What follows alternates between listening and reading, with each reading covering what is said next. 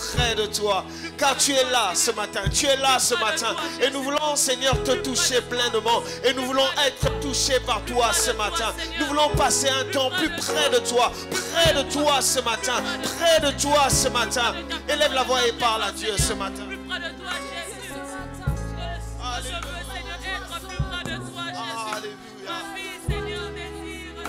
Oh, ta parole déclare que nul ne vient au Père sans que le Père nous l'ait appelé.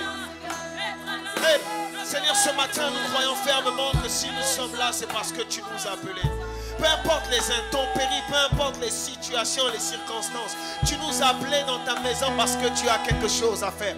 Et nous voulons saisir cette opportunité, pleinement cette opportunité ce matin. Nous voulons la passer plus près de toi, plus près de toi, plus près de toi, à te contempler, à réaliser ta grandeur, à réaliser tes bontés, à réaliser ton amour, plus près de toi, plus près de toi, plus près de toi, plus près de toi. Oui, plus près de toi.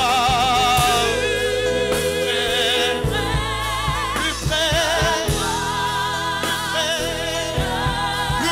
de toi. Plus près de toi, Seigneur. Plus près de toi. Plus près de toi.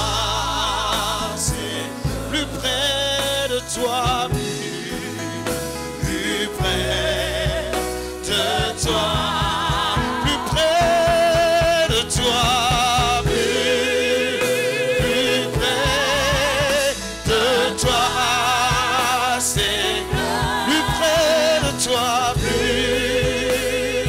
près de toi, Seigneur, plus près de toi.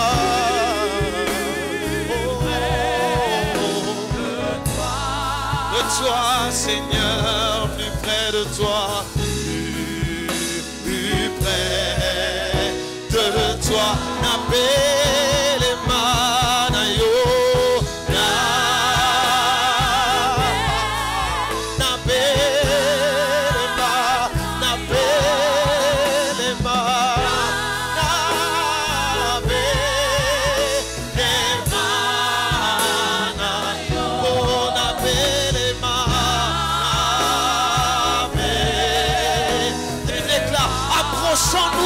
assurance du trône de la grâce. Ce matin, approchons-nous.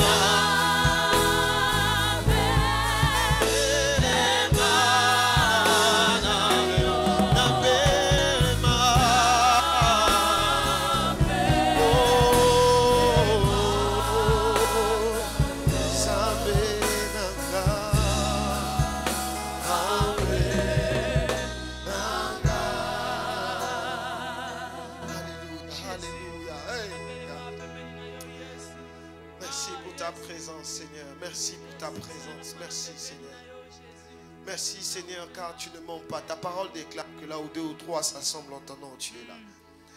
Et ce matin, nous croyons pleinement que tu es là. Tu es là, présent parmi nous. Et que tu vas nous faire du bien ce matin. Nous le croyons. Alléluia. Nous le croyons, Seigneur Jésus. Nous le croyons, Seigneur.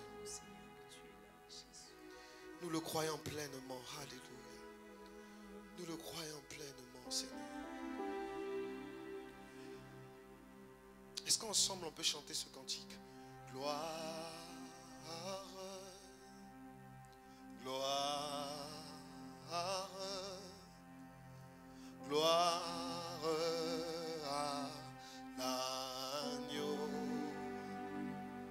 Est-ce qu'ensemble on peut le chanter? Gloire. Gloire. Gloire. Gloire à l'agneau. Simplement nous focaliser sur Jésus ce matin. Gloire. Gloire. Gloire. Gloire. Gloire, gloire à l'agneau, car il est glorieux et digne de régner. L'agneau est souverain. Nous élevons nos mains. Nous élevons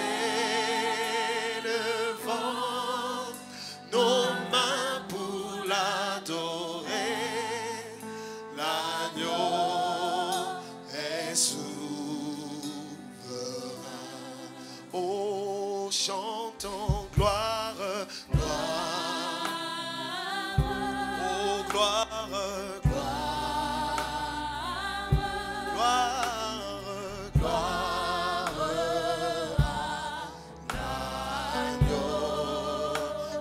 Chantons gloire, gloire, gloire, oui, gloire, gloire à l'agneau, car il est glorieux, car il est glorieux.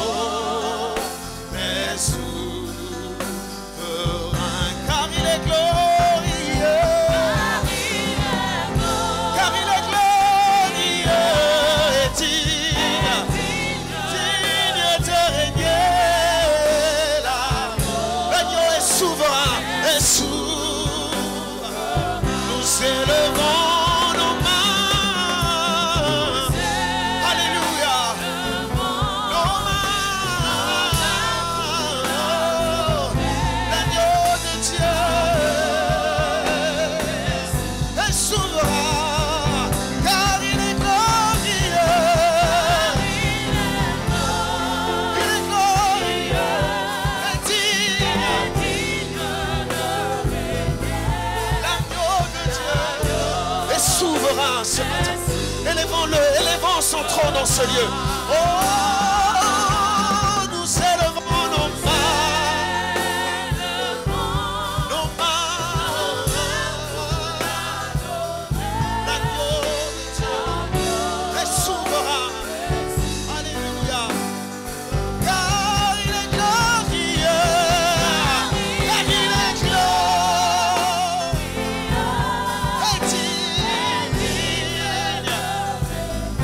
Agneau de Dieu est souverain. Nous élevons nos voix pour l'adorer. Nos voix pour l'adorer. Est souverain. Vas-y, élève ta voix et commence à parler à Dieu. Vas-y, parle à ton Dieu ce matin. Car Dieu est Dieu de régner. Dieu est Dieu de régner dans notre Dieu. Tu n'as pas de compagnie, tu n'as pas de semblable. Yeshua Mashiach, l'agneau de Dieu qui ôte le péché du monde. L'agneau de Dieu qui est souverainement élevé. Au-dessus de tout, assis sur le trône. Il règne à jamais. Oh, alléluia. Élevons l'agneau de Dieu. Élevons le ressuscité du troisième jour. Élevons celui qui vit à jamais. Il est digne de recevoir toute la gloire, tout l'honneur, la louange, l'ovation, la gloire à notre Dieu. Il est digne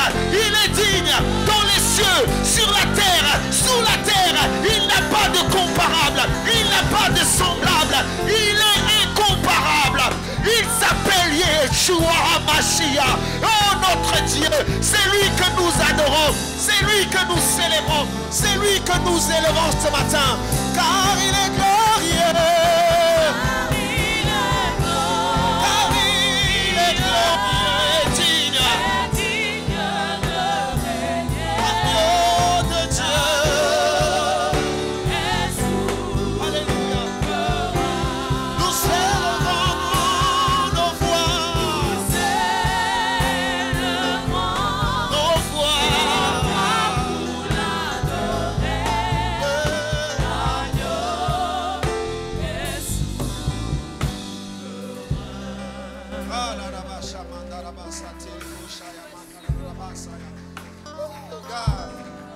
Merci Seigneur pour ta présence. Oh, merci. Alléluia.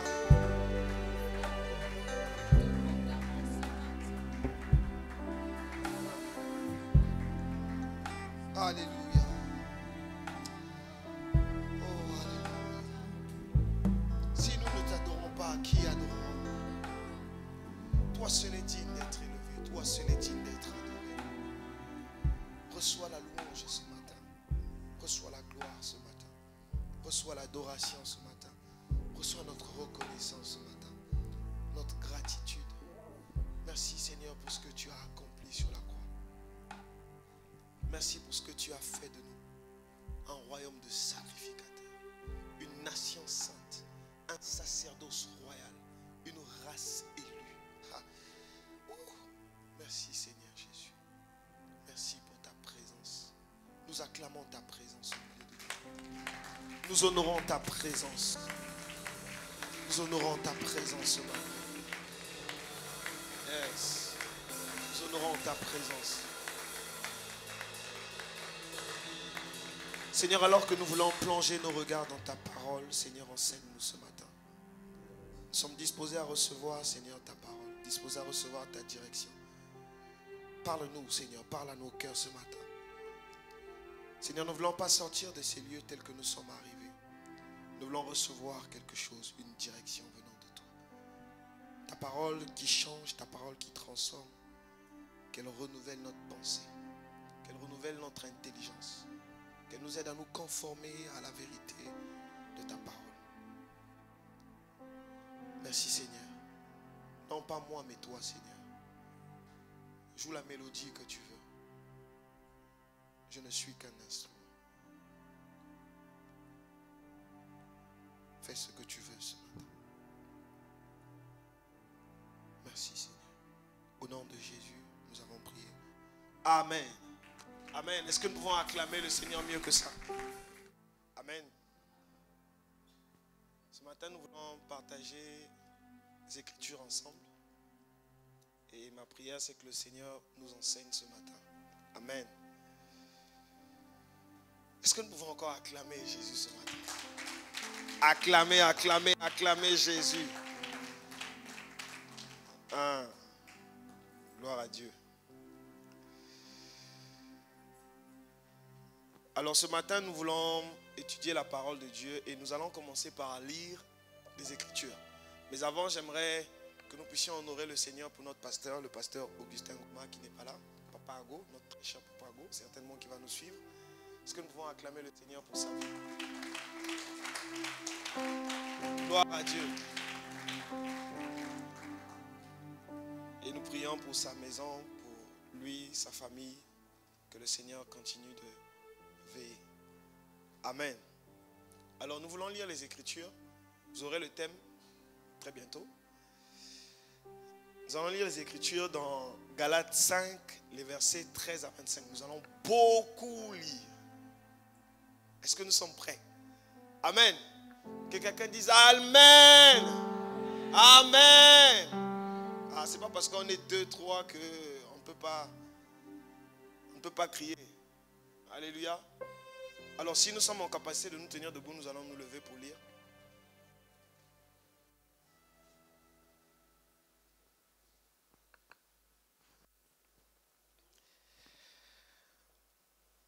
Amen. Donc nous voulons lire la parole de Dieu dans Galates 5, les versets 13 à 25. Donc nous commençons la lecture. La Bible dit, frères, vous avez été appelés à la liberté, seulement ne faites pas de cette liberté un prétexte de vivre selon la chair. Mais rendez-vous par la charité serviteurs les uns des autres. Verset 14. Car toute la loi est accomplie dans une seule parole, dans celle-ci. Tu aimeras ton prochain comme toi-même. Mais si vous vous mordez et vous dévorez les uns les autres, prenez garde que vous ne soyez détruits les uns par les autres. Je dis donc, marchez selon l'esprit et vous n'accomplirez pas les désirs de la chair. Car la chair a des désirs contraires à ceux de l'esprit et l'esprit en a de contraires à ceux de la chair. Ils sont opposés entre eux afin que vous ne fassiez point ce que vous voudriez. Si vous êtes conduits par l'esprit, vous n'êtes point sous la loi. Or, les œuvres de la chair sont manifestes, ce sont l'impudicité, l'impureté, la dissolution, l'idolâtrie, la magie, les inimitiés, les querelles, les jalousies, les animosités, les disputes, les divisions, les sectes, l'envie, l'ivrognerie, les excès de table et les choses semblables. Je vous dis d'avance, comme je l'ai déjà dit, que ceux qui commettent de telles choses n'hériteront point le royaume de Dieu. Mais le fruit de l'esprit, c'est l'amour, la joie, la paix, la patience, la bonté, la bénignité, la fidélité, la douceur, la tempérance. La loi n'est pas contre ces choses. Ceux qui sont à Jésus-Christ ont crucifié la chair avec ses passions et ses désirs. Si nous vivons par l'esprit, marchons aussi selon l'esprit. Amen. Vous pouvez vous asseoir. Est-ce qu'on peut acclamer le Seigneur pour le Seigneur? Et donc moi je vais continuer la lecture maintenant dans Romains 8 à partir du premier verset. Je vous ai dit qu'on va beaucoup lire, donc on peut aller ensemble. Romains 8, les versets 1 à 16. Amen. Il n'y a donc maintenant aucune condamnation pour ceux qui sont en Jésus-Christ. Alors j'aime bien la version King James qui dit, il n'y a donc, on reprend le verset 1 s'il vous plaît. Il n'y a donc maintenant aucune condamnation pour ceux qui sont en Jésus-Christ, mais la version King James complète. C'est quelque chose que beaucoup de versions omettent souvent. Ça dit après, pour ceux qui marchent selon l'esprit. Magnifique. Alléluia. Il n'y a donc aucune condamnation pour ceux qui sont en Jésus-Christ, pour ceux qui marchent selon l'esprit. Amen. Le verset 2. En effet, la loi de l'esprit de vie en Christ, en Jésus-Christ, m'a affranchi de la loi du péché et de la mort. Car chose impossible à la loi parce que la chair la rendait sans force, Dieu a condamné le péché dans la chair, en envoyant à cause du péché son propre fils dans une chair semblable à celle du péché. Et cela afin que la justice de la loi fût accomplie en nous, l'accomplissement de la loi, qui marchons non selon la chair mais selon l'esprit. Oh, j'aime. Ceux en effet qui vivent selon la chair s'affectionnent aux choses de la chair, tandis que ceux qui vivent selon l'esprit s'affectionnent aux choses de l'esprit. Et l'affection de la chair, c'est la mort, tandis que l'affection de l'esprit, c'est la vie et la paix. Car l'affection de la chair est inimitié contre Dieu, parce qu'elle ne se soumet pas à la loi de Dieu, et qu'elle ne le peut même pas. Or, ceux qui vivent selon la chair ne sauraient plaire à Dieu. Pour vous, vous ne vivez pas selon la chair, mais selon l'esprit. Si du moins l'esprit de Dieu habite en vous. Si quelqu'un n'a pas l'esprit de Christ, il ne lui appartient pas. Amen.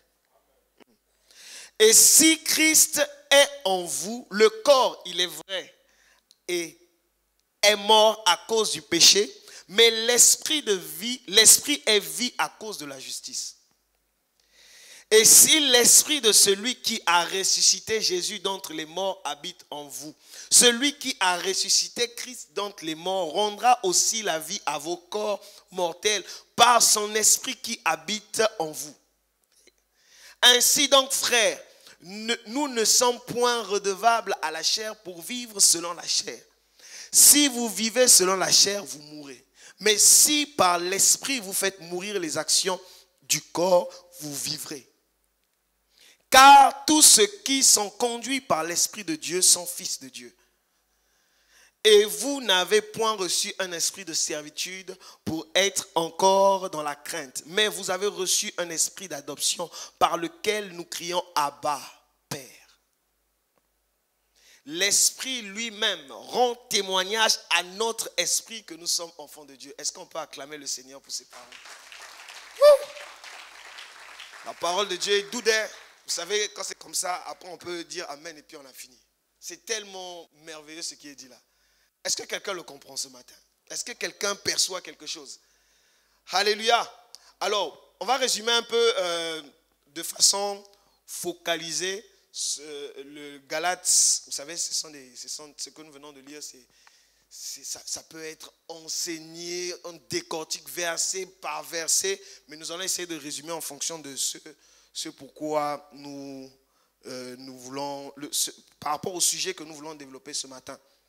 Alors, dans ce texte, l'apôtre Paul, dans Galates 5, nous montre encore une fois la grâce que le Seigneur nous a fait. Le Seigneur nous a libérés de la loi, nous a libérés des condamnations. Amen. Et lorsqu'il nous libère des condamnations, certaines personnes pensent que la grâce de Dieu donc donne l'autorisation de mener sa vie comme on veut. Mais ici, la parole de Dieu nous dit une chose, que la liberté que la grâce de Dieu nous donne en Christ doit être plutôt quelque chose qui nous emmène à ne pas vouloir marcher selon la chair, mais à vouloir marcher selon l'Esprit de Dieu. Amen. C'est ce que la Bible nous enseigne dans Galates 5, les versets 13 à 25. Vous pourrez lire, vous comprendrez clairement que c'est vraiment ce que la Bible essaie de nous enseigner. Pas essaie, mais nous enseigne clairement. Amen. Donc vous comprendrez aussi que dans Galates 5, le verset 25, si on peut afficher, Galates 5, le verset 25, la Bible nous dit en réalité, nous sommes nés, nous vivons par l'Esprit, donc nous devons marcher par l'Esprit. Amen. Donc c'est écrit là. Si nous vivons par l'Esprit, marchons aussi selon l'Esprit. Ça veut dire quoi? Que l'Esprit que Dieu nous a donné doit être, nous donne la vie. Et donc si cet Esprit nous donne la vie, nous devons marcher donc par l'Esprit. Amen. Et quand nous regardons dans Romains nous parle à peu près de la même chose. Les livres des Romains et de Galates sont assez proches dans la façon dont Paul explique les choses. Vraiment, c'est des livres très puissants qui détaillent avec beaucoup de précision tout ce qui concerne la loi, la grâce. Vraiment, c'est la base de la vie chrétienne. C'est très intéressant de lire ces livres, vous comprendrez beaucoup de choses. Donc Romains 8 nous parle de pratiquement la même chose, mais va un peu plus loin. Nous révèle que c'est ceux qui marchent selon l'Esprit qui sont fils de Dieu. Alléluia. Donc la chose qui devrait nous montrer que quelqu'un est réellement fils de Dieu, c'est lorsque cette personne marche selon l'Esprit. Nous allons comprendre tout à l'heure c'est quoi. Donc c'est ce qui nous qualifie de fils de Dieu, c'est lorsque nous marchons selon l'Esprit. Aussi, il nous révèle que l'Esprit de Dieu lui-même qui habite en nous, rend témoignage que nous sommes enfants de Dieu. Alléluia. Nous l'avons lu, non? Donc, l'Esprit de Dieu qui habite en nous, nous rend témoignage. Je crois que c'est le verset 16. L'Esprit de Dieu qui habite en nous, nous rend témoignage que nous sommes enfants de Dieu. Voilà. L'Esprit lui-même rend témoignage à notre esprit que nous sommes enfants de Dieu. J'aimerais qu'on reste un moment là. Vous savez, la nouvelle naissance, on a l'habitude de le dire, c'est l'Esprit qui naît de nouveau. Alléluia. Et la Bible nous montre ici une chose très intéressante. L'Esprit de Dieu qui habite en nous, il rend témoignage à qui? Pas à notre âme ni à notre corps. Mais il rend témoignage à notre esprit que nous sommes enfants de Dieu. C'est puissant, hein, ça. L'Esprit de Dieu qui a scellé notre esprit rend témoignage à notre esprit que nous sommes enfants de Dieu. Que quelqu'un dise Amen à ça, c'est pas moi, c'est la parole de Dieu. Et donc, j'aimerais dire à quelqu'un, ça se passe dans l'esprit. Dis ça à ton voisin de gauche, de droite, ça se passe dans l'esprit. Ça se passe dans l'esprit. Ce qui nous emmène donc ce matin à donner un thème à cet enseignement. L'enseignement de ce matin aura pour thème marcher selon l'esprit. Marcher selon l'esprit. Vous allez me dire, frère David, encore ce genre de choses. Mais c'est la base. Alléluia. Beaucoup de choses dans la vie nous fatiguent en tant que chrétiens parce que nous n'avons pas compris ce principe. Nous n'avons pas compris que la vie chrétienne, elle est spirituelle. Alléluia. On va le découvrir tout à l'heure.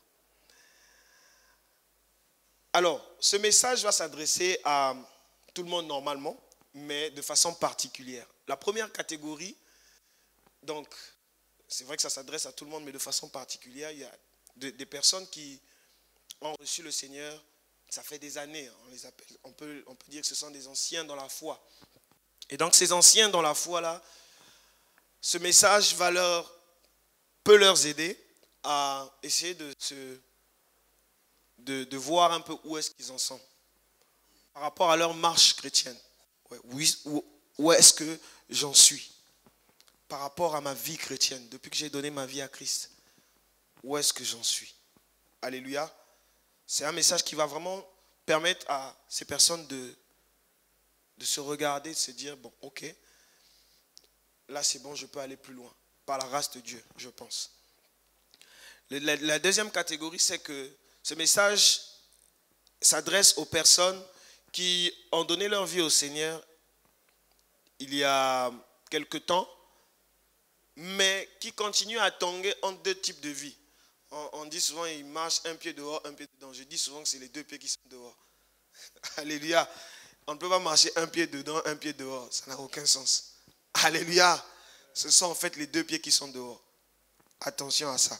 Donc ce message va essayer d'aider ces personnes-là à comprendre un certain nombre de choses qui va leur permettre de revoir leur façon de marcher selon le Seigneur. Amen.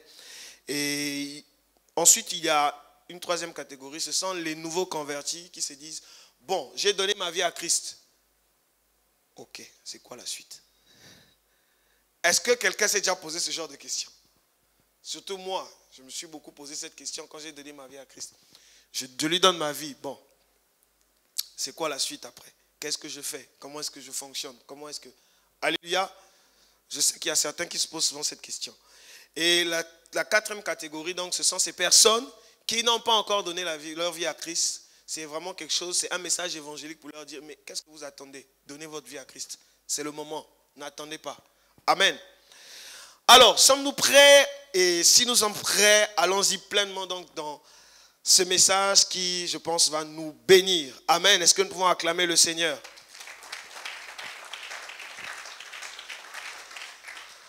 Alors, la Bible nous parle d'une dimension tripartite de l'homme. L'homme a 3 niveaux. Et notre pasteur, le pasteur Augustin Goma, nous l'a déjà enseigné plusieurs fois ici. Que l'homme est un corps, est un esprit qui a une âme, qui vit dans un... Amen. Est-ce qu'on est d'accord avec ça? Ce n'est pas nouveau, non? Et on peut regarder ça dans 1 Thessaloniciens 5, le verset 23. Quand nous regardons ce verset, nous nous rendons effectivement compte que ce n'est pas quelque chose qu'un homme a inventé. Regardez ce que la Bible dit. Que le Dieu de paix vous sanctifie lui-même tout entier. D'autres versions disent votre être tout entier. Et que, voilà, c'est la même. Et que tout votre être, l'esprit, l'âme et le corps soient conservés irrépréhensibles lors de l'avènement de notre Seigneur Jésus-Christ. Amen. Donc on voit bien la distinction entre l'esprit, l'âme et le corps. C'est la Bible qui le dit. Donc notre pasteur ne nous a pas dit n'importe quoi. C'est clairement puisé dans les Écritures. Amen. Alors, étant donné que nous comprenons que l'homme est tripartite, c'est-à-dire que 3 dimensions, l'esprit, l'âme et le corps, nous devons aussi comprendre une autre chose, c'est que la nouvelle naissance, c'est dans l'esprit que ça se passe d'abord. Notre esprit, il est totalement changé. Il naît de nouveau. Ce n'est pas que quand le... Comment dire ça? C'est vraiment un nouvel esprit. Alléluia. Je vous donnerai un esprit nouveau. Vous vous souvenez de ces paroles dans l'Ancien Testament. Donc c'est un nouvel esprit. Ce n'est pas un esprit qu'on a nettoyé et puis qu'on a plongé dans l'eau et puis qu'on a... Non, non, non. C'est un nouvel esprit. Donc c'est une nouvelle personne. Une nouvelle nature. Alléluia. Notre esprit La Bible dit, tel il est, tel nous sommes dans ce monde. La même manière que Christ est, notre esprit est. C'est fort hein, ça. Mais le problème, c'est que notre corps et notre âme vont être régénérés ou encore totalement transformés lors de notre avènement, lorsque nous recevrons le corps incorruptible. C'est ce que la Bible nous dit. Alléluia. Très bien, je vais continuer. Et remarquons une chose, dans Galates 5, on nous parle de deux choses. On nous parle de marcher selon la chair et de marcher selon l'esprit. Tout à l'heure, j'ai lu ça. Marcher selon la chair et marcher selon l'esprit. Qu'est-ce que ça peut vouloir sous-entendre? Ça nous fait comprendre qu'il y a deux types de marche lorsqu'on est chrétien. Soit on marche. Ici, Paul ne s'adresse pas à des païens. Remarquez une chose. Paul ne s'adresse pas à des païens, mais il s'adresse à des gens qui ont donné leur vie à Christ. Il leur parle de deux façons de marcher.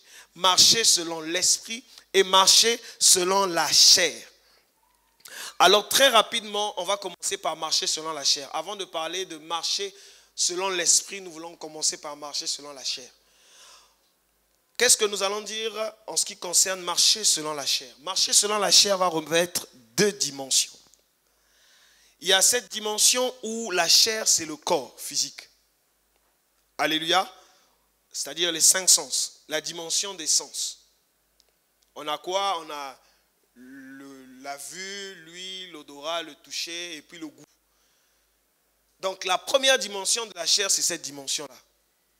La dimension où la chair, c'est le corps physique, le corps qu'on peut toucher, le corps qu'on voit.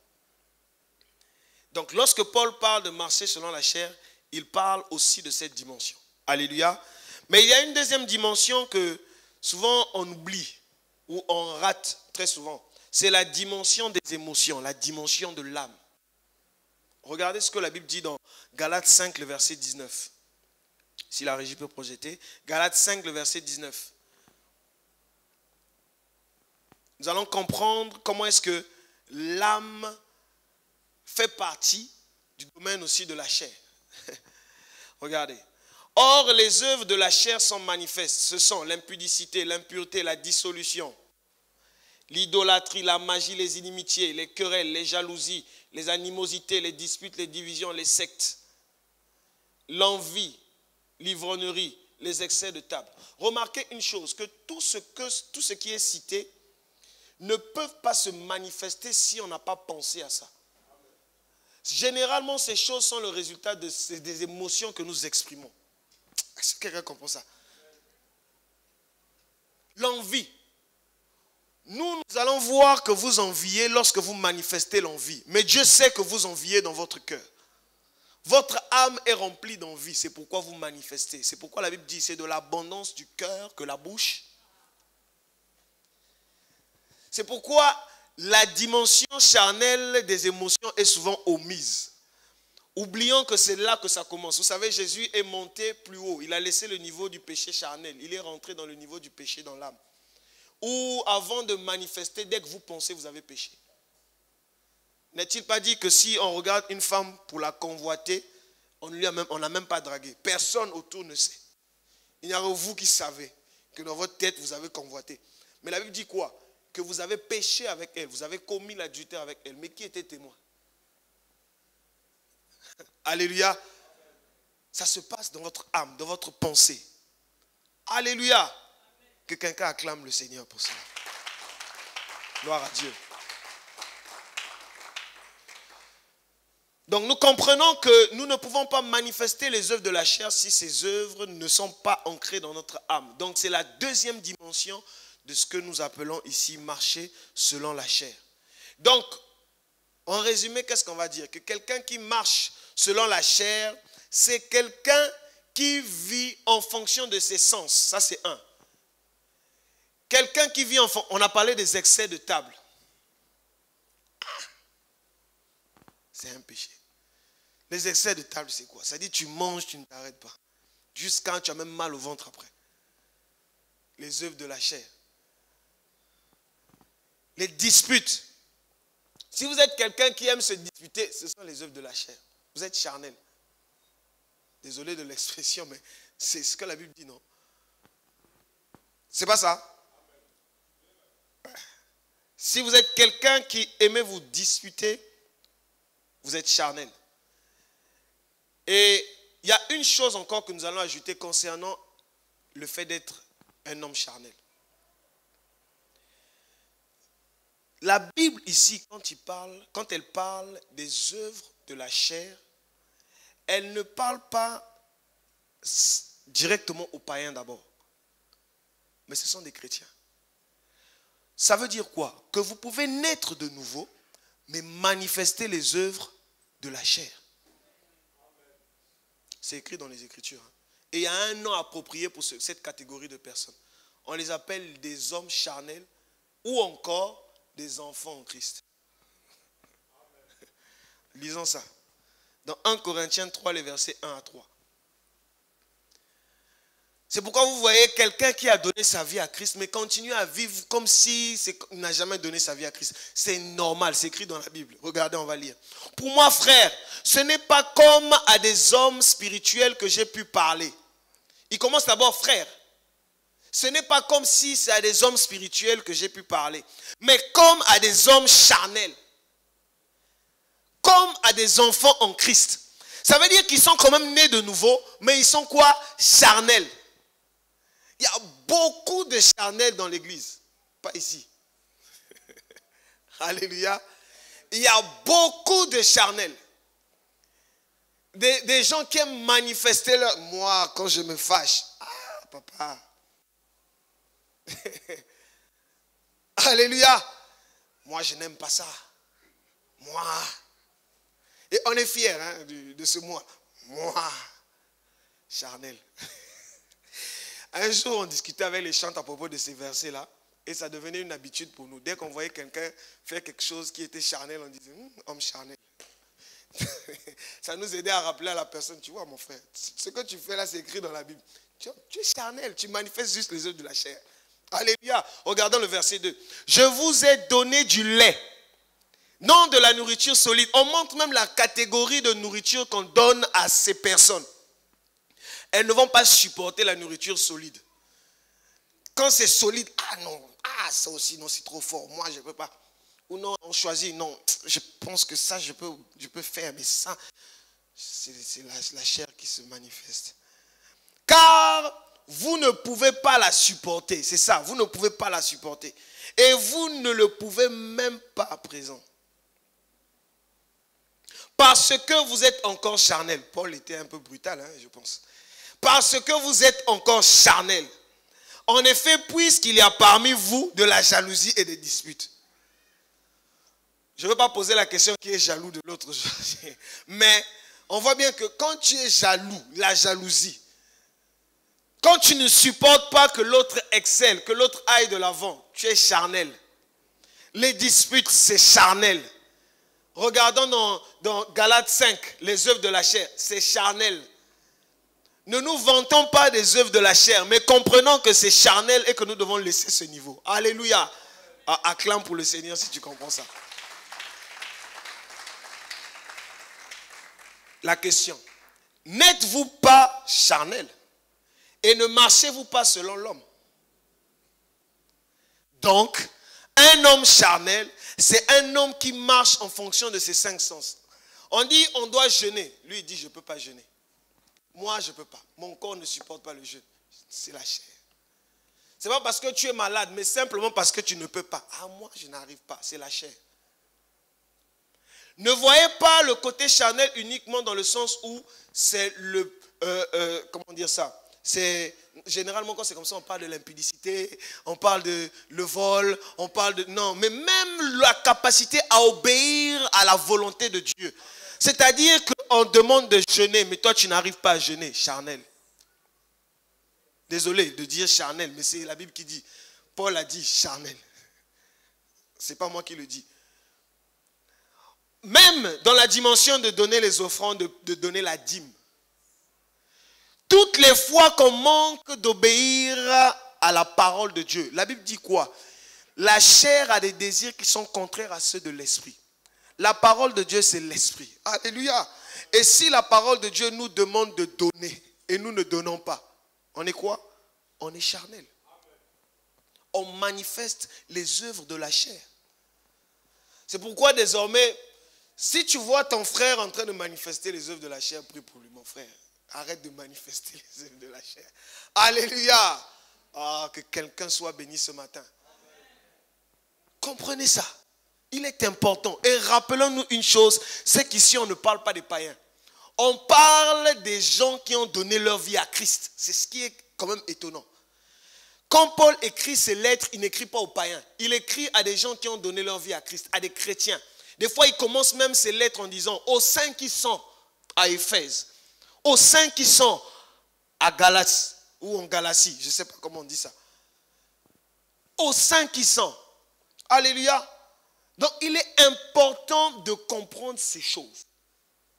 Marcher selon la chair. Ah, Seigneur, ce matin, je veux arrêter de marcher selon la chair. C'est ma prière ce matin. Amen. Hey. Alors, à présent, essayons de regarder ensemble c'est quoi marcher selon l'esprit. Donc, nous avons vu que marcher selon la chair, c'est marcher en fonction de ses 5 sens. Les sens de son corps. Où quand tu vois, tu dois toucher. Même quand c'est péché, ce n'est pas la volonté de Dieu, tu dois. Ou quand tu penses, tu as une émotion, tu dois la manifester.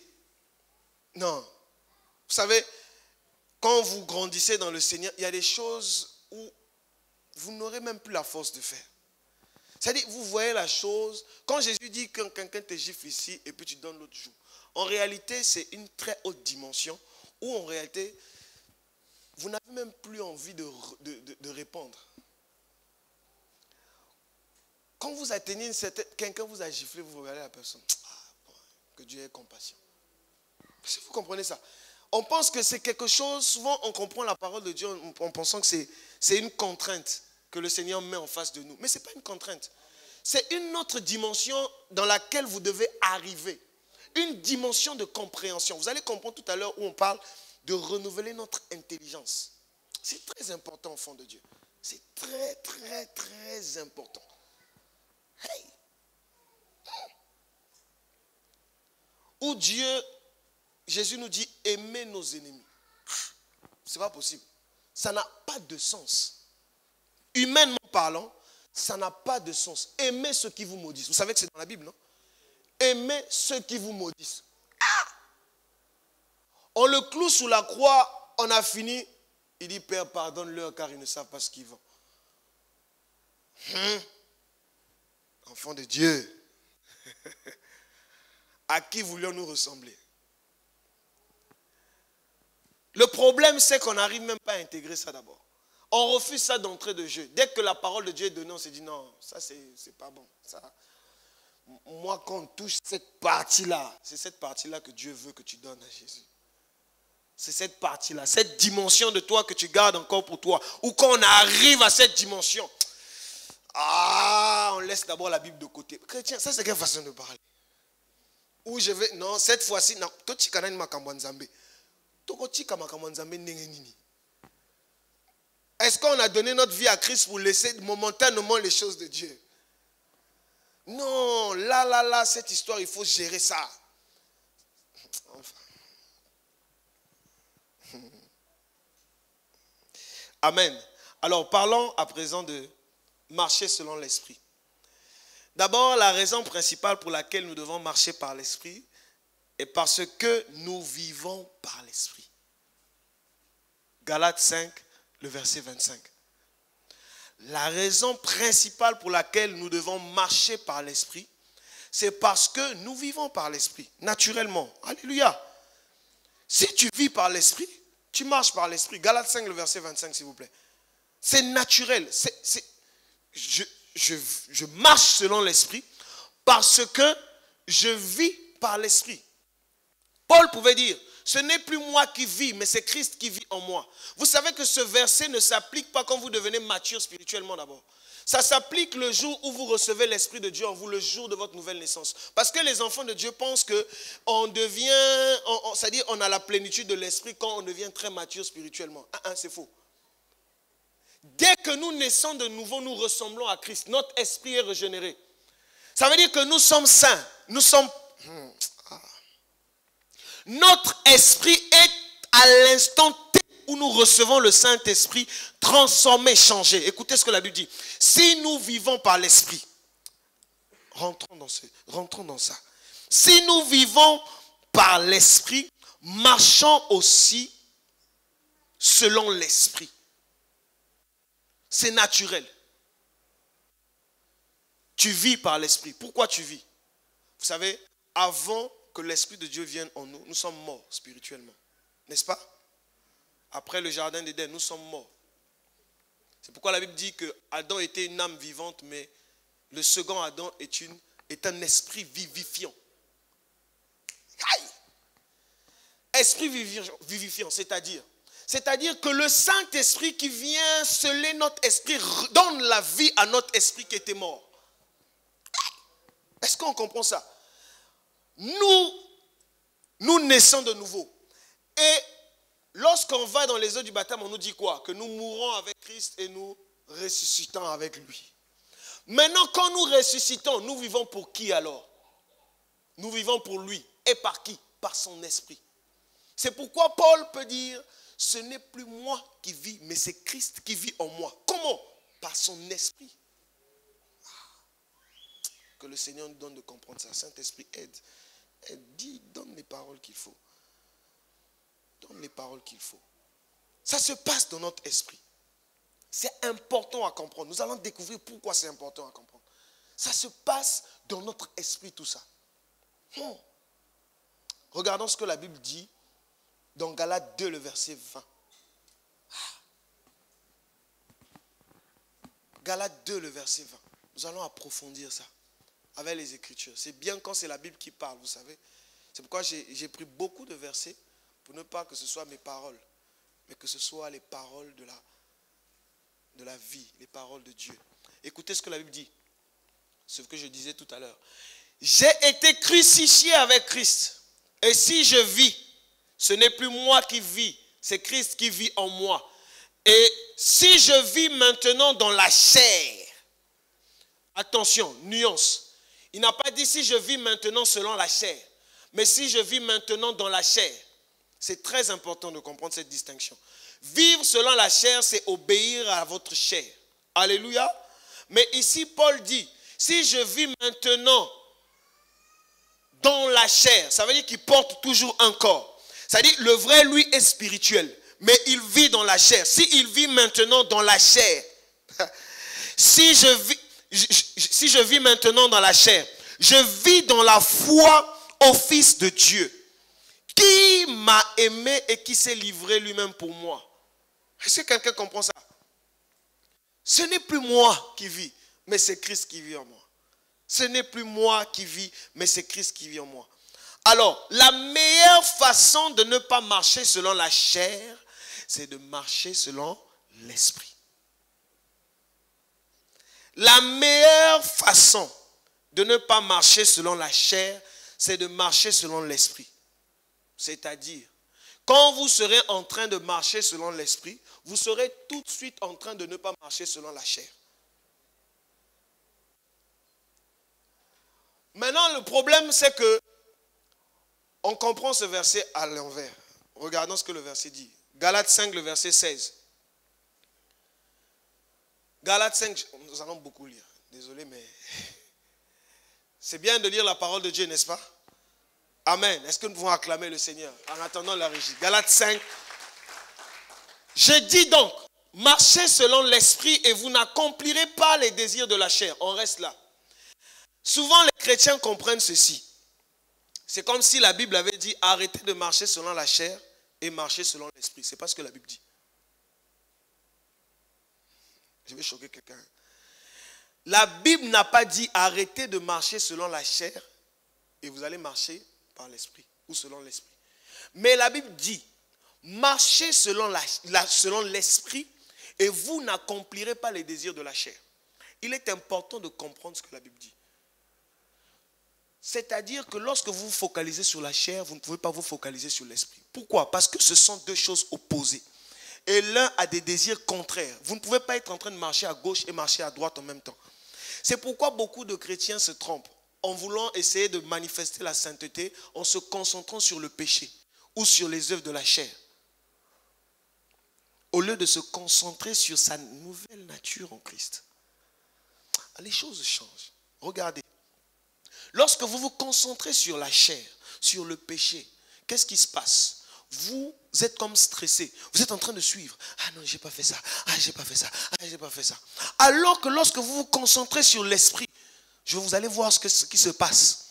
C'est que vous ne faites plus les... En fait, vous n'êtes même pas conscient que vous ne marchez plus selon la chair.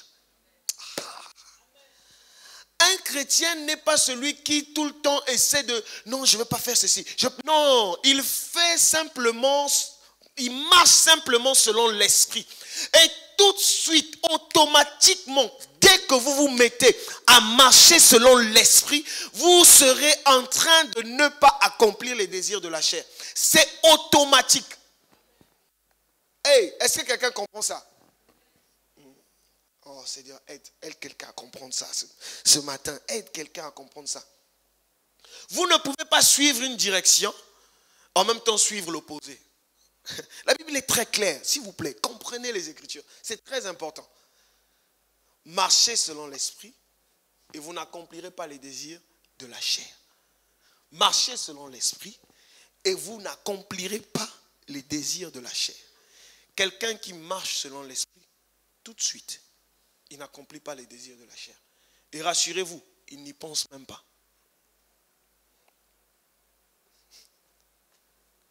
Alléluia. Hey.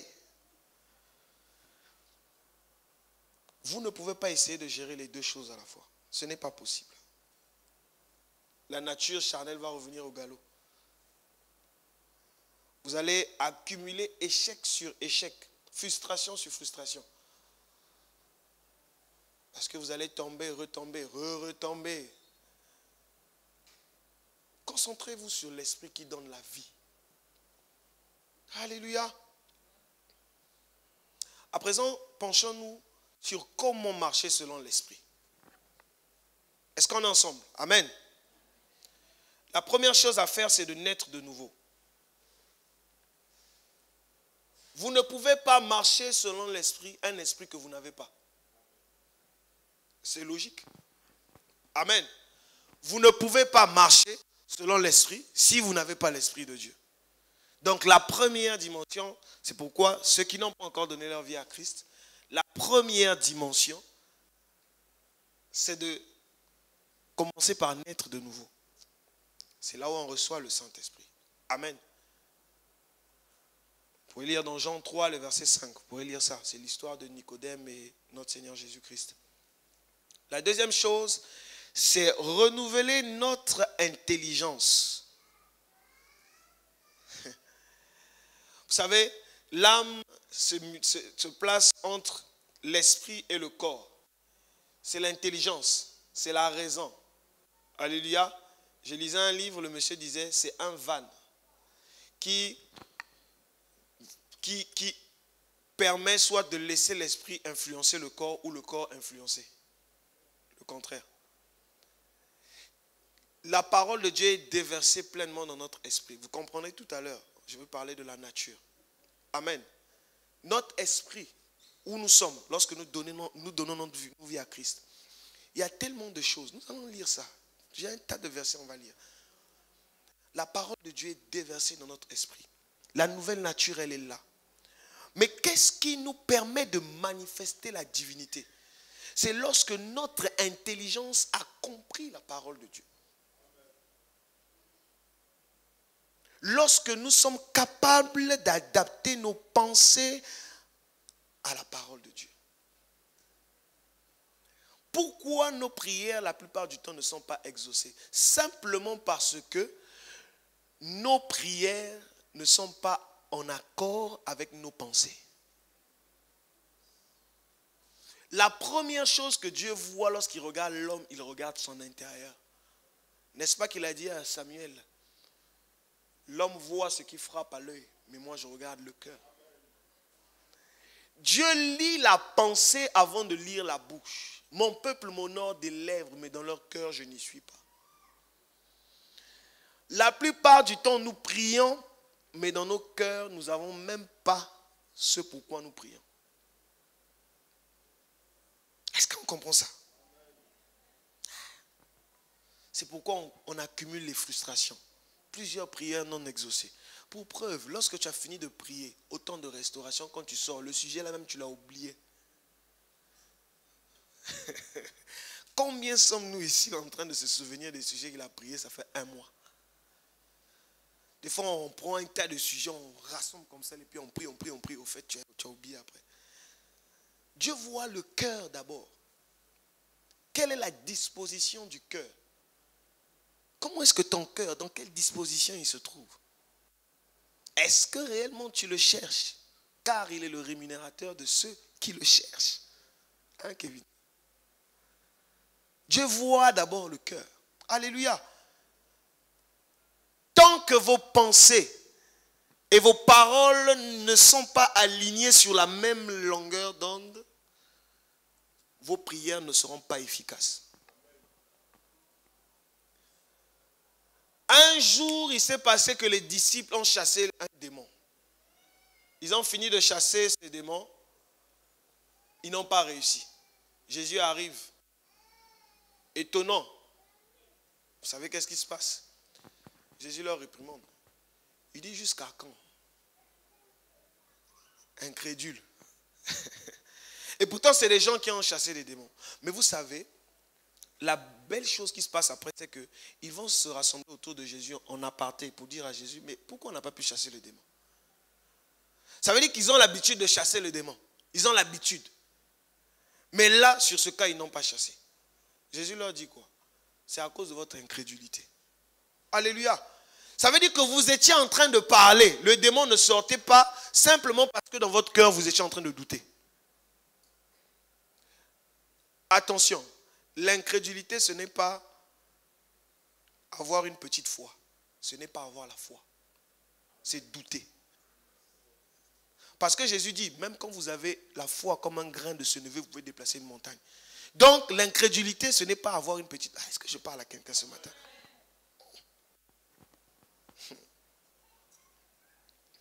Regardez Romains 12, le verset 2, où la Bible nous explique que nous devons renouveler notre intelligence. Nous connaissons bien ce verset. Renouveler notre intelligence. Romains 12, le verset 2, à Régie. Ne vous conformez pas au siècle présent, mais soyez transformés par le renouvellement de l'intelligence, afin que vous discerniez quelle est la volonté de Dieu, ce qui est bon, agréable et parfait. J'aime ce verset, il est tellement puissant. Ne vous conformez pas au siècle présent, la chair. Alléluia. Ne vous conformez pas à la chair, au système de pensée actuel, à vos 5 sens, à ce que vous voyez. Vous savez, c'est la chair, la façon de penser qui nous empêche d'accéder aux bénédictions qui sont disponibles. C'est la chair qui nous donne de résister face à la parole de Dieu. Est-ce que vous le savez? La chair te donne, ta propre chair te donne de résister face à la parole de Dieu. Nous allons voir ça tout à l'heure. Mais soyez transformés par le renouvellement de l'intelligence, afin que vous sachiez discerner quelle est la volonté de Dieu. Si votre intelligence n'est pas renouvelée par rapport à la parole de Dieu, vous ne saurez pas discerner quelle est la volonté de Dieu. Vous aurez toujours un problème pour manifester Christ. Parce que c'est ça l'objectif. Notre intelligence doit arrêter de se conformer au système de ce monde, mais se conformer à la parole de Dieu. Amen. Est-ce que quelqu'un peut acclamer la parole de Dieu? Faites de ce que dit la parole de Dieu une vérité absolue. Il y a des gens qui doutent même de ce que la parole de Dieu dit. Enfants de Dieu, arrêtons ça. Ça ne nous aide pas. Mettons-nous plutôt dans une position où Seigneur, donne-moi la force d'obéir à cette parole parce qu'elle me concerne. Alléluia. Ayons l'humilité de dire à Dieu, s'il te plaît, aide-moi. Mais lorsque vous commencez à être réfractaire à la parole de Dieu, c'est l'incrédulité qui naît. Et vous savez, l'incrédulité est comme un feu. Quand il naît, il commence à embraser toute la forêt. Vous allez douter sur une parole aujourd'hui, demain vous douterez sur une autre et vous allez finir par rétrograder un jour. Enfant de Dieu, lorsque la parole de Dieu est claire, oui et amen. On n'a pas de réflexion. On n'a pas notre mentalité à mettre dans la parole de Dieu. Vous savez, la Bible nous a expliqué clairement que la chair a des désirs qui sont contraires à ceux de l'esprit. Ça veut dire que notre système de pensée est contraire et même fait pour être contraire à la parole de Dieu. C'est naturel. Forcément, si vous essayez de comprendre la parole de Dieu avec vos 5 sens, avec votre intelligence de l'école, zéro. La parole de Dieu ne se comprend que par l'Esprit de Dieu. Pour preuve, il y a des érudits qui enseignent la parole de Dieu mais qui ne la vivent pas. Dans les écoles de théologie, ils vont vous expliquer la Bible de A à Z. Pour eux, c'est comme une histoire. Ils vont vous réciter les versets. Mais ils ne manifestent pas les Écritures. Ce n'est pas une vie pour eux. Simplement parce que l'Esprit de Dieu n'est pas là. Vous savez ce que la Bible dit à propos de la lettre? La Bible dit la lettre tue. C'est l'Esprit qui vivifie. Oh là là. Est-ce que quelqu'un aime les Écritures? Est-ce qu'il y a des gens qui sont passionnés des Écritures? Hey! Alléluia. La troisième chose pour marcher selon l'Esprit, c'est confesser ces vérités spirituelles, les vérités spirituelles de la parole de Dieu et les manifester. Confesser les vérités spirituelles de la parole de Dieu et les manifester. Alors, c'est une chose de naître de nouveau et de recevoir le Saint-Esprit. C'est une deuxième chose d'avoir une intelligence renouvelée. Mais tant que cette intelligence renouvelée n'est pas confessée, déclarée, elle n'aura pas d'impact. Il ne suffit pas de porter cette intelligence en vous, de vous déplacer. Je connais la parole de Dieu. Il y a aussi ce genre de catégorie de personnes. Ou quand ils se mettent à vous parler, vous sentez que la personne est enracinée dans les Écritures. Mais quand vous voyez la vie, vous voyez les œuvres de l'Esprit, il n'y en a pas. Alléluia. Oh. Alors, comment manifester ces vérités spirituelles? Regardons dans 3 dimensions. Et nous allons finir par ces 3 dimensions. La première dimension dans laquelle nous manifestons les vérités spirituelles, et même d'abord confessant et manifestant les vérités spirituelles, c'est dans la dimension de l'identité. Que quelqu'un dise avec moi l'identité. Vous savez, ce point-là, c'est de comprendre quoi? Vous arrivez à un niveau où vous savez exactement qui vous êtes en Christ. Vous savez, la nouvelle naissance, c'est puissant. C'est quelque chose d'extraordinaire. Vous êtes une nouvelle personne. La Bible parle d'une nouvelle race. Alléluia. Une race bizarre. Des personnes bizarres. Regardez ce que la Bible dit. 1 Pierre 2, les versets 9 à 10. Nous allons parler de l'identité. Très important de connaître quelle est son identité, de confesser son identité et de manifester son identité. C'est très important. Le diable ne va pas blaguer avec vous n'importe comment. Il ne va pas blaguer avec vous. Il ne va pas, il ne peut pas. Non! Ce n'est pas prétentieux. Amen. Ce n'est pas prétentieux, mais c'est la parole de Dieu. Des fois, la parole de Dieu donne l'impression qu'on est prétentieux, mais ce n'est pas ça. Quand vous connaissez qui vous êtes, vous marchez avec assurance. La Bible dit quoi? Approchez-vous du trône de la grâce avec assurance. Une démarche. Vous savez, David, tout le monde avait dit que David c'était un orgueilleux.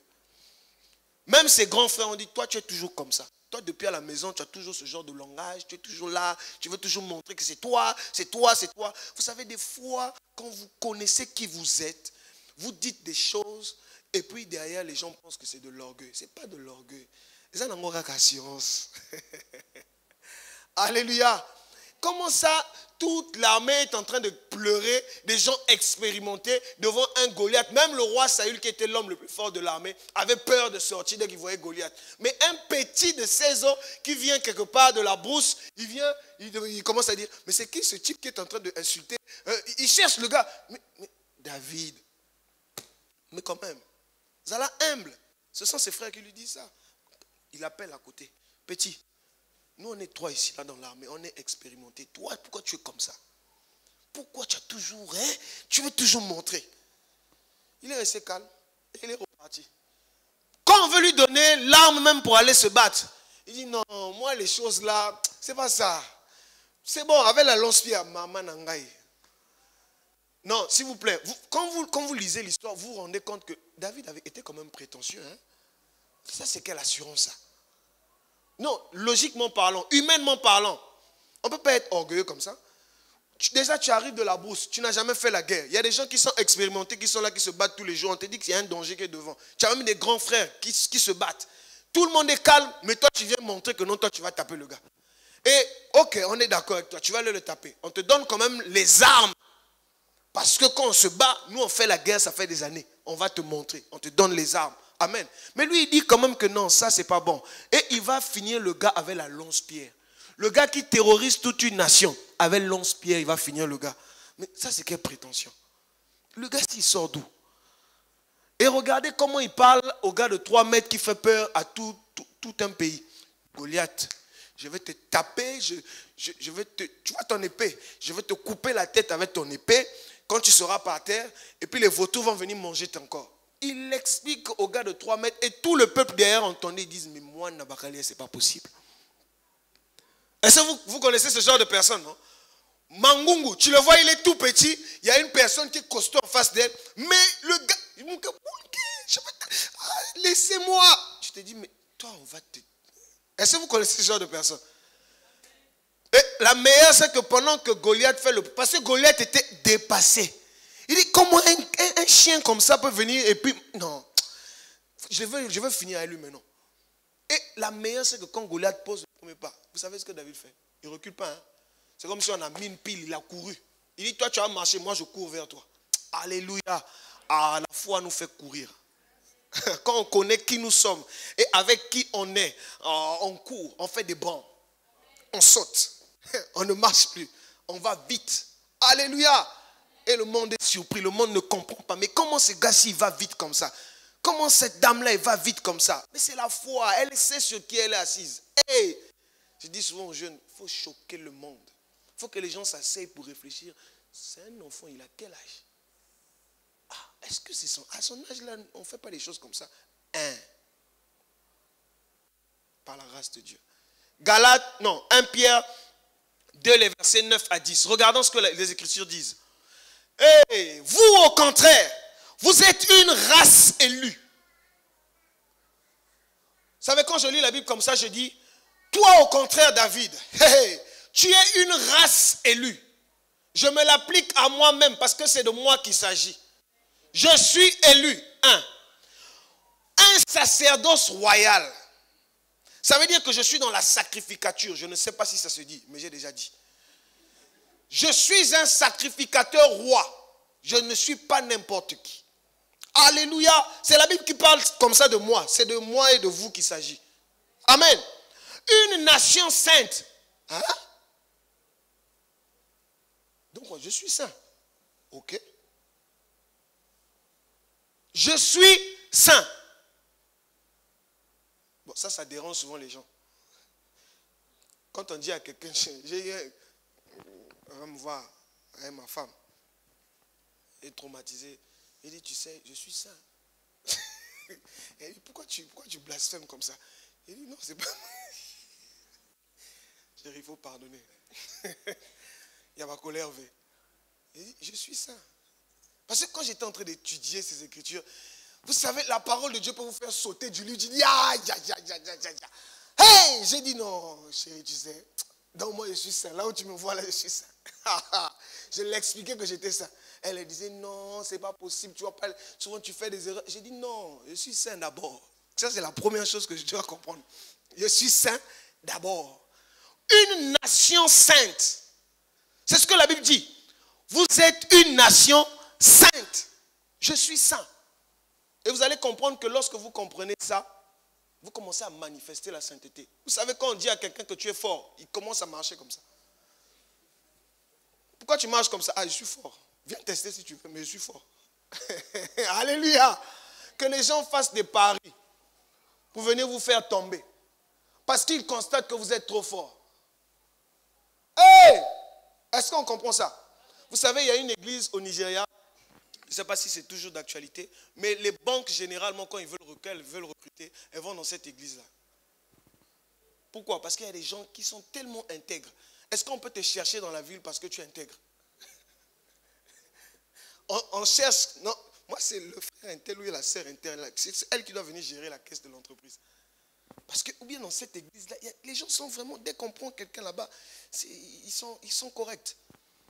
Une nation sainte, un peuple acquis. Ça veut dire que j'appartiens à Dieu. Mais non, ça c'est quel sorcier de la famille qui va venir. Non. Tu viens d'où? Mais comment, en qui, en quoi, en pourquoi, en comment? Comment? Je vais crier sur toi. Alléluia. Ce n'est pas de la prétention. Hey, aïe, aïe, aïe. Afin que vous annonciez, écoutez ça, afin que vous annonciez les vertus de celui qui vous a appelé des ténèbres à son admirable lumière. Ça, c'est mon identité. C'est votre identité. Voilà, mon CV est là. Identité. Voilà qui je suis. Donc, je suis une race élue, un sacerdoce royal. Je suis saint, j'appartiens à Dieu, afin que j'annonce les vertus de lui qui m'a appelé des ténèbres à son incroyable, admirable lumière. Est-ce qu'on peut acclamer le Seigneur pour cela? Ah, my God. Quand la tentation arrive, tu dis, David, tu es saint.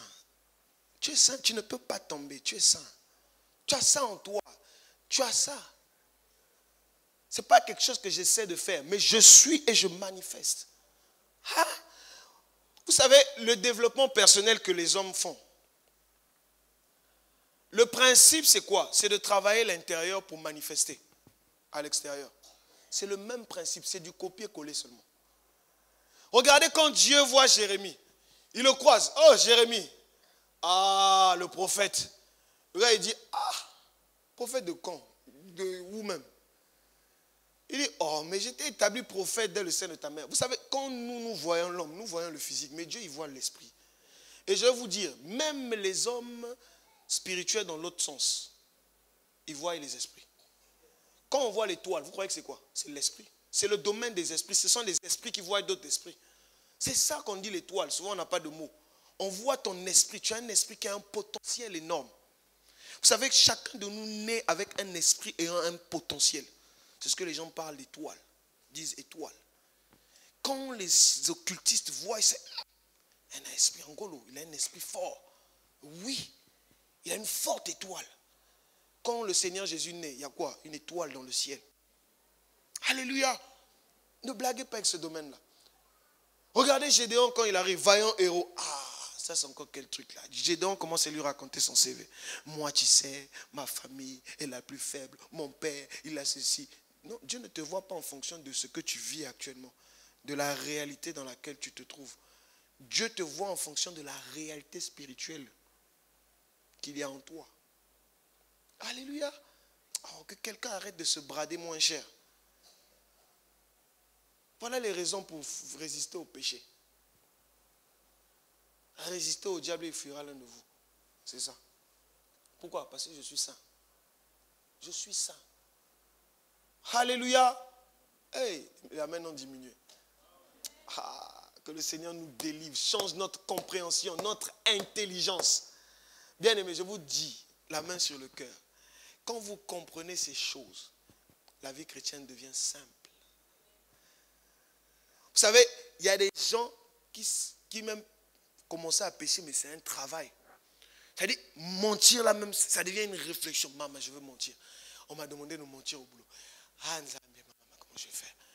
Ou vous vous sentez mal parce que vous avez perdu la culture. Vous n'êtes plus... La nature est changée. Hey, ya, ya, ya, ya, ya. Oh! Quand vous comprenez que vous êtes saint, vous avez du mal à faire le contraire de vous êtes. Ah! Oh, Seigneur, délivre ton peuple, s'il te plaît. Aide-nous à comprendre ces choses. Aide-nous, Seigneur. Ah, God. Ce n'est pas un joug, c'est un joug léger. Jésus dit un joug, prenez mon joug, il est léger. Il est léger. Ah. Alléluia. Deuxièmement, la deuxième dimension dans laquelle on doit confesser et manifester les vérités spirituelles. Donc dans la première dimension, il faut confesser. La chose la plus importante à retenir, vous avez ce verset, vous le confessez. Oh, vous savez le matin des fois quand vous vous levez, Seigneur, je te bénis parce que je suis saint. Je te bénis parce que je suis une personne mise à part. Je te bénis parce que tu m'as sanctifié. Je te bénis parce que... il y a tellement de sujets pour bénir Dieu. Tellement de choses. Je suis un sacerdoce royal. Ah, Dieu, tu as pensé à moi donc quand tu allais sur la croix. Waouh!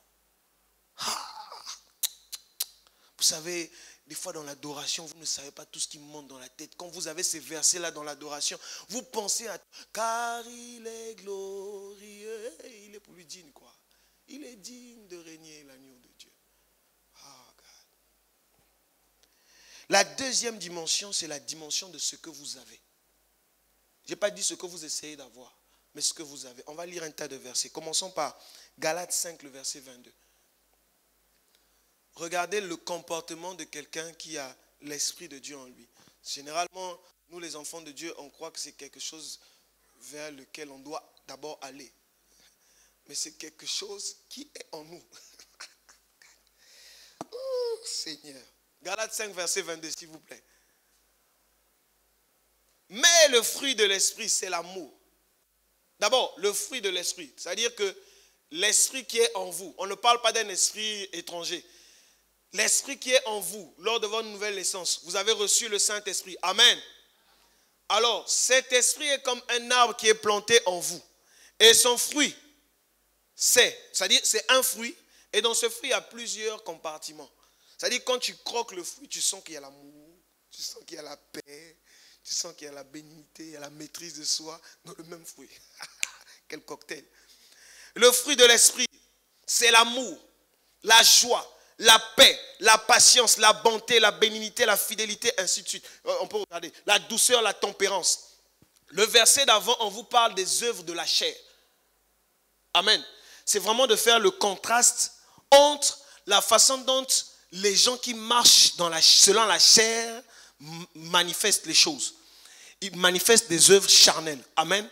Mais maintenant, quand tu marches selon l'esprit, voilà les choses qui se manifestent. L'amour. On reprend le verset 22. L'amour, la joie. Tu aimes les gens. Quand la Bible dit aimez-vous les uns les autres, on n'a pas dit de ressentir. J'aimerais parler à quelqu'un de ça ce matin.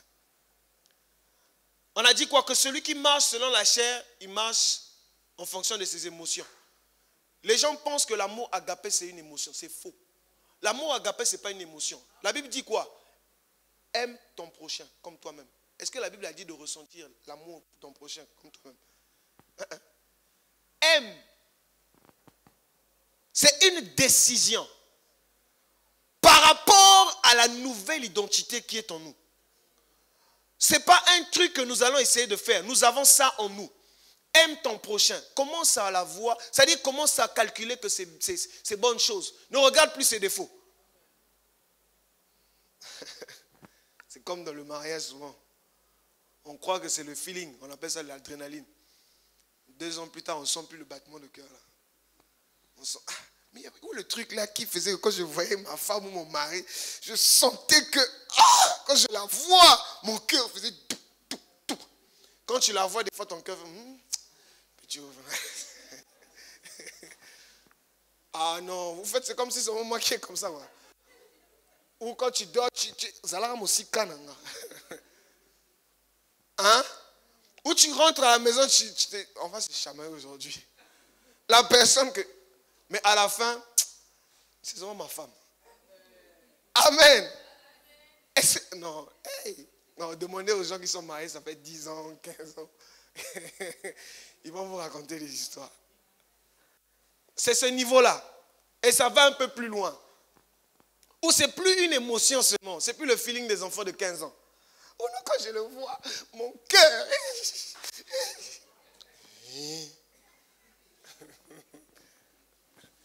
Je n'arrive pas quand je le vois. Mon affiette. La chair. Et généralement, quand on prend des décisions en fonction de ce sentiment-là, on fait beaucoup d'erreurs. Hein? Parce qu'on se rend compte, au bout d'un an, moi aussi, c'est vraiment la personne que j'ai choisie. Vous savez, pendant le confinement, surtout en Europe, il y a eu beaucoup de divorces après. Hein? Parce que les gens se découvrent, oh, ça c'est la personne que j'avais épousée. 5 ans peut-être après. Comme je disais là-bas, le matin, vous sortez, des fois vous ne vous voyez pas, le soir vous rentrez. C'est comme si vous ne vous connaissez pas. Quoi. Chacun vit sa vie. Et pendant le confinement, tu rencontres, oh, mais ça c'est qui? Un parfait étranger dans ta maison. Je dis, mais mince, qu'est-ce que j'ai fait? Mais j'ai fait quoi moi? Alléluia. Ou vous découvrez la femme avec qui vous vivez, ça fait 15 ans. Vous découvrez. Hey! Galates 5, verset 22. Galates 3, le verset 13 à 14. Nous lisons ici ce que nous avons. Donc, nous avons le fruit en nous. Manifestant cela. La joie du Seigneur est ma force. Pourquoi je suis toujours joyeux, même quand tout va mal? Oh non, tout va bien. C'est quelque chose qui est en moi. Et ça, dans mon nature. Ce n'est pas que je suis en train d'essayer ou de faire des efforts. Ou de... Non, non, non. C'est quelque chose. Et vous savez, le miracle qui se passe lorsque vous comprenez dans votre intelligence cette parole, c'est que lorsque les situations troubles vont arriver, votre intelligence est calme simplement parce que vous savez, vous avez compris ça intellectuellement parlant. Je ne parle pas ici de prendre une parole, de réciter juste, mais d'abord, c'est pourquoi j'ai mis la compréhension avant. Il faut que vous soyez capable de logique, comment expliquer ça. Il faut que l'intelligence soit capable. Vous savez, la parole de Dieu doit s'expliquer. Vous devez croire, mais vous devez entrer dans la dimension de comprendre. Alléluia. Il y a la dimension où vous dites oui et amen par la foi. Mais il y a la dimension où vous comprenez ce que vous avez accepté par la foi. C'est très important. C'est ça qu'on dit renouveler l'intelligence. Galates 3, les versets 13 à 14. Donc nous avons vu Galates 5, le verset 22, où on parle de ce que nous avons au-dedans de nous comme comportement, comment on appelle ça? Comme trait de caractère. Christ nous a rachetés de la malédiction de la loi, étant devenu malédiction pour nous, car il est écrit, maudit est quiconque est pendu au bois. La malédiction, ça ne me concerne pas. Afin que la bénédiction d'Abraham eût pour les païens son accomplissement en Jésus-Christ. Ah, la parole de Dieu. Et que nous reçussions par la foi l'esprit qui avait été promis. Écoutez, la bénédiction d'Abraham eut pas pour les païens son accomplissement en Jésus-Christ. Donc, vous savez, quand tu lis ce genre de verset dans la chambre, tu sautes, tu dis, maman nangaï, hey, je suis béni, je suis béni, je suis béni. Ah, je suis béni de la bénédiction d'Abraham. Et vous savez qu'est-ce que je fais? Je vais chercher Abraham. Qu'est-ce que Dieu a dit de Abraham? Au fait, le vieux Abraham, qu'est-ce que Dieu a dit sur toi? Donc ça veut dire tout ce qu'il a dit là, ça c'est moi. Ça me concerne. Je ne vais pas vous expliquer comment. Par Jésus-Christ. Le reste, ce n'est pas mon problème. Mais ça me concerne. C'est tout. C'est tout ce que je sais. C'est-à-dire, je sais, quand je marche, les malédictions, ce n'est pas pour moi. Oh, est raté. Est-ce que vous avez écouté du pasteur Atoms? Moto bokanga na mboka ezalaka ngate. Lisusu ngate. Banda na zwa makomi na mutema ezalaka ngate. Lisusu ngate. Motobo kanga na mai, je sais pas. Ezalaka ngate. Boye babino bachor. Ezalaka ngate. Alléluia. Est-ce qu'on comprend ça? Les chants peuvent déjà monter. Ah, parole de Dieu. Nous allons regarder Ephésiens 1, le verset 3. Il y a tellement de versets. Donc je suis béni. Vous êtes béni. J'ai dit à quelqu'un qu'il est béni. Si tu ne veux pas, tu es béni. Si tu as l'esprit de Dieu en toi, tu es béni. Bon, maintenant, si tu ne veux pas manifester ça, ça ne dépend que de toi. Mais il y a des gens qui ont décidé de manifester ça. Donc, mon frère, tu es béni. Ma soeur, tu es béni. Pardon, il faut manifester la bénédiction là. Ne meurs pas avec ça comme ça. Regardons ce que la Bible dit dans Ephésiens 1, le verset 3. Béni soit Dieu, le Père de notre Seigneur Jésus-Christ, qui nous a bénis de toutes les bénédictions, de toutes sortes de bénédictions spirituelles dans les lieux célestes en Christ.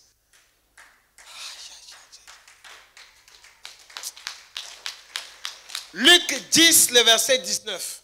Je vais vous citer les versets. Ce sont des versets, tous les matins, il faut même réciter ça. Oh, béni soit. Vous savez, ça c'est une prière. Hein?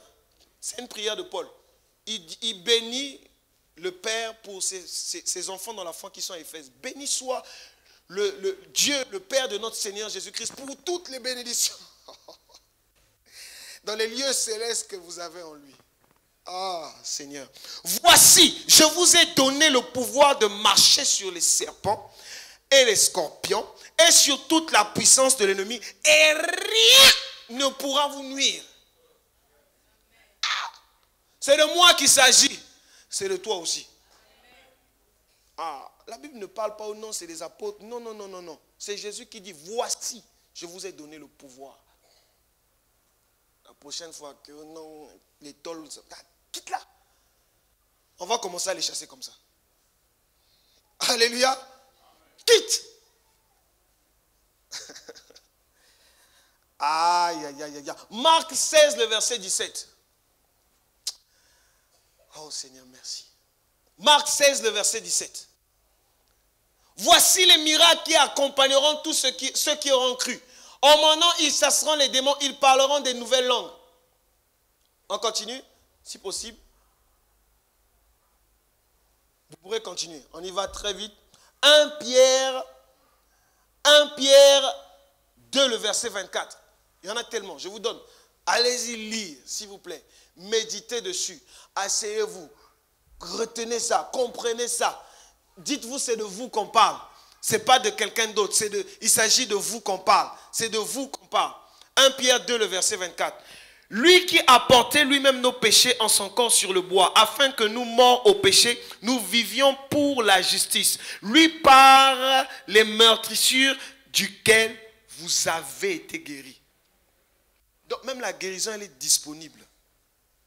Alléluia, elle est disponible. Regardons donc la dernière dimension de là où nous allons. La dernière dimension, c'est où vous devez aller. Confesser et manifester les vérités spirituelles en fonction de où vous devez aller. Où vous allez, simplement. Tite 3, les versets 4 à 7. Et nous allons finir par là. Tite 3, les versets 4 à 7. Je marche dans la victoire. J'accomplis des miracles. Je vis une vie de faveur. Je sais qui je suis. Je marche dans la victoire. J'accomplis des miracles. Je vis une vie de faveur. Je sais qui je suis. Regardons l'espérance. Mais lorsque la bonté de Dieu, notre Sauveur, et son amour pour les hommes ont été manifestés, il nous a sauvés. Non à cause des œuvres de justice que nous aurions faites, mais selon sa miséricorde. Par le baptême de la régénération et le renouvellement du Saint-Esprit, qu'il a répandu sur nous avec abondance. Par Jésus-Christ notre Sauveur. Alléluia. Est-ce que nous pouvons acclamer les Écritures? Waouh. Il nous a scellés pour la vie éternelle. La dernière dimension, c'était celle-là. Nous devons confesser et manifester cette dimension. Vivre comme des gens qui vont au ciel. vivre selon l'esprit. Alléluia. Vivre selon l'esprit. Est-ce que nous pouvons nous tenir debout? Que Dieu nous bénisse.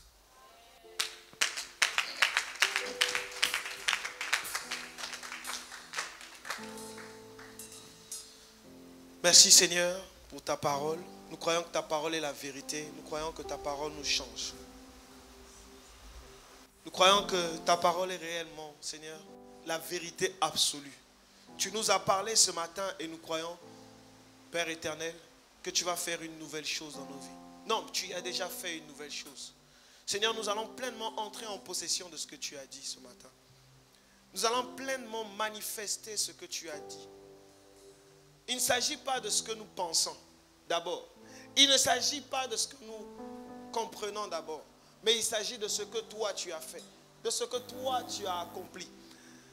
Ça ne dépend pas de nous, mais ça dépend de toi qui as fait. Nous voulons simplement entrer dans cette grâce qui est disponible. Dans ce que tu as accompli, Seigneur. Nous voulons simplement manifester ta volonté, ta parole. Nous voulons manifester ta parole. Nous voulons manifester ta parole. Que quelqu'un ce matin élève sa voix et se reconsacre à Dieu. Simplement se reconsacre à Dieu ce matin. Parle à Dieu ce matin. Parle-lui. Parle-lui un instant. Parle-lui un instant ce matin. Seigneur, merci pour ta parole. Merci pour ce que tu m'as fait. Que les vérités que tu m'as dites ce matin, Seigneur, s'accomplissent. Que je puisse les manifester réellement chaque jour. Seigneur, que je puisse moi-même aller creuser, encore creuser jusqu'à comprendre, jusqu'à ce que mon intelligence sera pleinement remplie de la compréhension de qui je suis, de ce que tu as fait, de ce que j'ai, de là où je vais. Seigneur, aide-moi à confesser chaque jour. Par l'Esprit Saint, donne-moi de chaque matin me souvenir de ces paroles et de déclarer ces paroles sur mes jours, sur mes journées, sur mes situations. Donne-moi de déclarer ces paroles dans chaque domaine de ma vie. Oh Seigneur, merci. Je marche dans la victoire. J'accomplis des miracles. Je vis une vie de faveur. Je sais qui je suis en Christ. Je suis un sacerdoce royal. Une nation sainte. Une nation acquise. Un peuple acquis. Alléluia. Je suis béni de la bénédiction d'Abraham en Jésus-Christ. Je suis béni de toutes sortes de bénédictions dans les lieux célestes. Et je suis béni. Alléluia. Confesse-le ce matin, déclare, rends grâce à Dieu pour sa bénédiction, pour sa guérison, pour sa main dans ta vie. Rends grâce à Dieu, rends grâce à Dieu. Élève la voix et parle.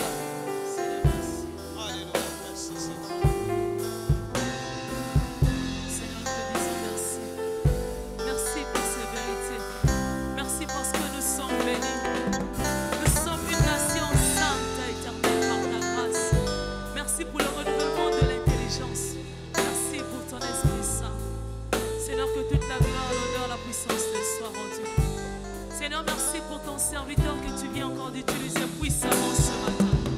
Père, souviens-toi de sa vie, souviens-toi de sa famille. Seigneur, bénis-le davantage. Continue à le garder, à le protéger. Dans le nom puissant de Jésus, avec action de grâce.